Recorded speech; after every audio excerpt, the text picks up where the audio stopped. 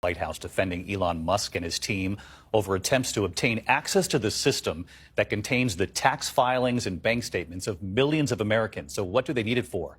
As the Trump administration now fires hundreds from the FAA and Homeland Security, among other agencies.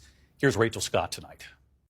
Tonight, the White House on the defensive after Elon Musk's team requested access to an IRS system that contains the personal information of millions of Americans, including their tax filings and bank statements.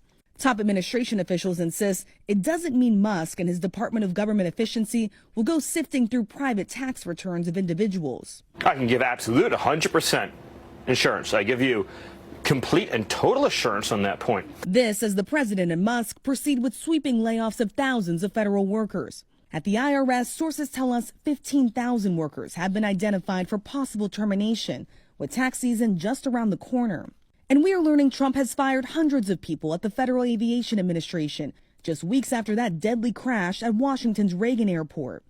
The firings touching more than a dozen agencies, including the Departments of Homeland Security, Veterans Affairs, and the Centers for Disease Control. Victoria says she was laid off from the Forest Service in Montana. I was devastated. I've built my whole life around this. I mean, I've worked for 10 years to get this job. Finally. She says the layoffs have rocked her whole community. Down with Project 2025. Elon Musk doesn't even know my job exists, right? But like, we do a lot. I mean, I'm a public servant and I do this job because I love it. So yeah, I'm devastated and my whole community lost their jobs and I don't know what I'm going to do now. Other government workers like Elizabeth Anaskevich, who worked for the Consumer Financial Protection Bureau, described a disorganized, chaotic process that left her with so little information, she says she can't even file for unemployment. We were just basically tossed out on the streets. And so that has been angering and heartbreaking. And our pay stopped the day we got the termination letter. So we're all without a paycheck as of Tuesday.